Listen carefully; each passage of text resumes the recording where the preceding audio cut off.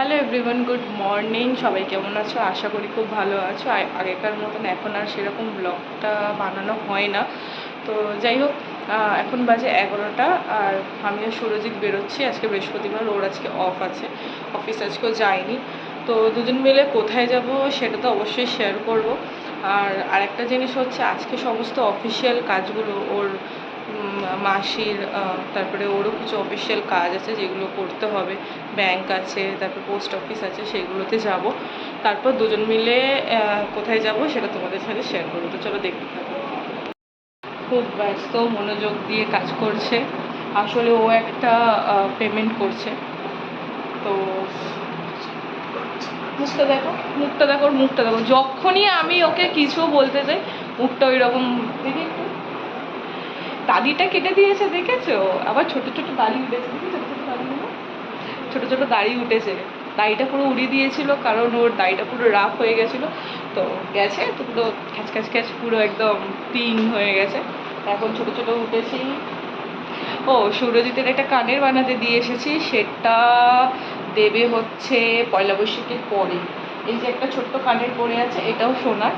তো এইটা থেকে ওর খুব ইচ্ছা একটা বালি পরবে, তো বালি বানাতে দিয়ে এসেছি। ওটা দেবে কবে? তুমি জানো। পয়লা বৈশাখের পরে। আগে দেওয়ার কথা ছিল, কিন্তু ওই যে কারিগরটা আছে সোনা দোকানে, সে আর কি এখন অসুস্থ। তো সোনা দোকানের ছেলেটা বললো যে দোকান থেকে বলা হলো যে পয়লা বৈশাখের পরে। ইচ্ছা ছিল পয়লা বৈশাখের মধ্যে নেওয়ার। ফার্স্ট করবো আমরা ব্রেকফাস্ট, তারপর যেখানে যা আগে পেট পুজো, তারপর সব কিছু কাজ টাজ হবে। এটা তো খালি পেটে কোনো কাজ হবে না। চলো, খিদে পেয়েছে। কতটা মনোযোগ দেখো, ফোনের ভিতরে পুরো ঢুকে গেছে। আয় সুরজিৎ, আয়, খিদে পেয়েছে। এতটা ফোকাস দিয়ে কখনো আমার কথাও শুনে না। সকালের হেলদি ব্রেকফাস্ট কমপ্লিট। এবার খাবো মিষ্টি। এটা এই যে দুটো মিষ্টি ফার্স্ট কমপ্লিট, মিষ্টি খাওয়া কমপ্লিট। এবার যাচ্ছি আসল গন্তব্যস্থলে, মানে বিএসএনএল অফিসে। চলো। এই যা রোদ্দুর, বাবা দেখে কান্না পাচ্ছে। ওই যে সুরজিৎ গেছিলো তেল ভরতে, আর এখান থেকে এখন যাবো আমরা বাজার কলকাতা।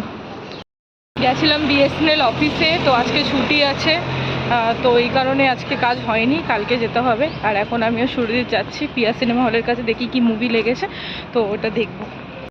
রাস্তায় বেরোলে হাজার রকম কাজ মনে পড়ে। তো সামনে একটা এটিএম আছে কোত্তাকে, তো ওখানে গেছে ও ডেবিট কার্ডটা অ্যাক্টিভ করতে, কারণ রিসেন্টলি ওর পিক পকেট হয়ে গেছিলো ওয়ালেটটা। তো সব ডকুমেন্টস ওর হারিয়ে গেছে, একটা একটা করে ফের আবার অ্যাপ্লাই করেছে। তো এখন ডেবিট কার্ডটা গেছে অ্যাক্টিভ করাতে। মুভি দেখা হবে না, কারণ পিয়া সিনেমা হলে একটাই মুভি চলছে, আর যেটা আমাদের পছন্দের বাইরে, তো আমরা দেখবো না। তো এখন কোথায় যাব? ও বলছে চলো দেশপ্রিয় পার্কে গিয়ে বসি, একটু রিল্যাক্স করি, কিন্তু মাঝে মাঝে যা রোদ্দুর দিচ্ছে খুব ভয় লাগছে। কারণ আমি চেয়েছিলাম একটু ঠান্ডা কোথাও গিয়ে বসবো। যে আমার সাথে আসতে চাইছিল না, আসতে না আসতেই ওখানে চলে গেছে আগে নিজের জামা কাপড় দেখতে।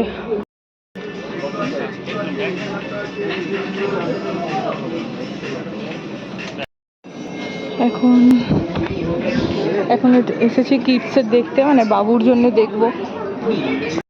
অনেক কালেকশন আছে। দারুণ লাগছে।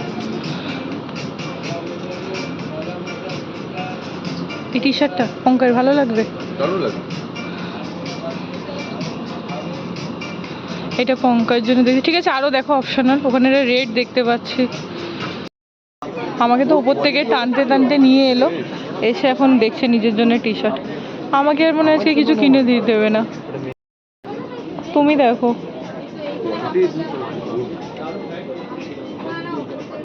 দুপুরে চলে এসেছি, আর নিয়ে এসেছে সাথে বিরিয়ানি। তো দুপুরে বিরিয়ানি খাবো।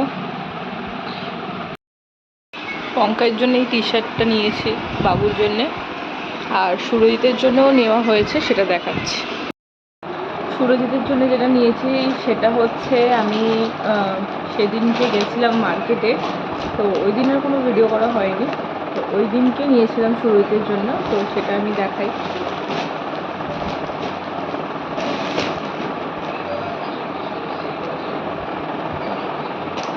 এটা হচ্ছে সুরজিতের পয়লা বৈশাখের গিফট আমার তরফ থেকে। টি শার্টটা, আর এই যে এই ট্র্যাক প্যান্টটা। সুরজিতের এখন অনেক জামা কাপড় আছে, সেটার কারণ হচ্ছে সামনে ওর বার্থডে গেছে, বার্থডেতেও অনেক গিফট পেয়েছে, বেশিরভাগই সব টি শার্ট। আর এটা আমি এনে দিয়েছি, ও পয়লা বৈশাখের দিন এটা পরবে। এর মধ্যে আমার ভালোবাসা মিশানো রয়েছে। তো বাকি আরও টি শার্ট রয়েছে যেগুলো এখনও পরিনি, পরেছে কম বেশি শার্ট টি শার্ট পরেছে, এখনও অনেকগুলো রয়েছে।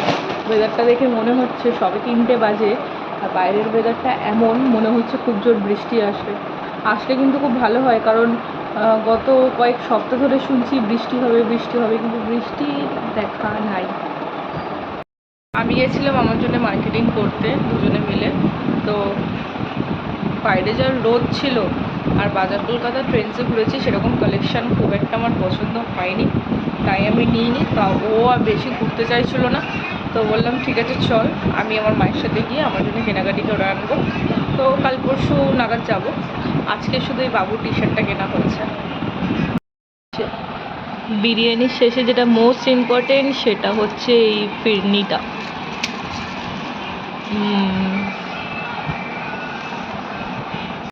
বাইরের ওয়েদারটা জাস্ট দারুণ, ক্যামেরায় আরও পরিষ্কার লাগছে, কিন্তু পুরো মেঘলা করে রয়েছে খালি চোখে দেখলে।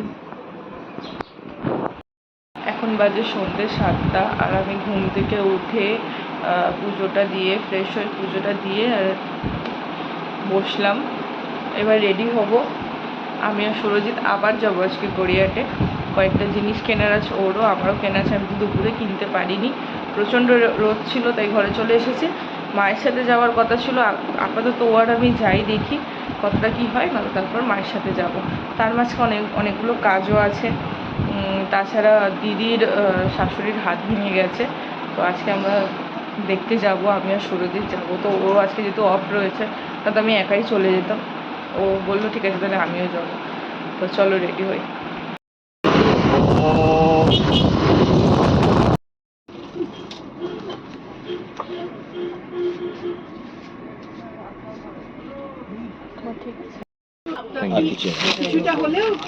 সার্ভিসটা পাবেন, এসছে থ্যাংক ইউ। টিফিনটা দেখতে হবে, তোমার জন্য আমার ছাড়া তো সবই নেওয়া হচ্ছে, ছাতা কেনা হচ্ছে। এই ঝুড়িগুলো নাও, ভালো লাগছে না? হ্যাঁ ওইগুলো না বড্ড ডিস্টার্ব করে। আমি সকাল থেকে ঘুরছি, এখন অবধি আমার কিছু কিনে উঠতে পারলাম না, এটা আমার খুব দুঃখের বিষয়।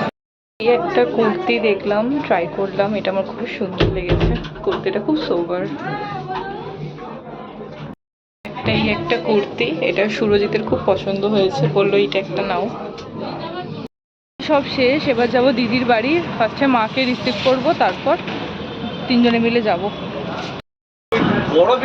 দিদির বাড়ি এলাম, চা খেলাম, খাবার খেলাম, জানি না রাতের খাবার খাবো কি করে। তো 10টা বেজে গেছে, যাচ্ছি বাড়ির দিকে। দারুণ, মানে কোনো কথা হবে না।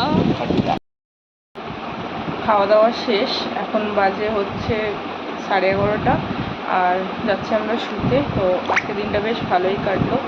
তো নেক্সট ব্লগে দেখা হচ্ছে। সবার গুড নাইট, টাটা, সবাই ভালো থেকো, সুস্থ থেকো।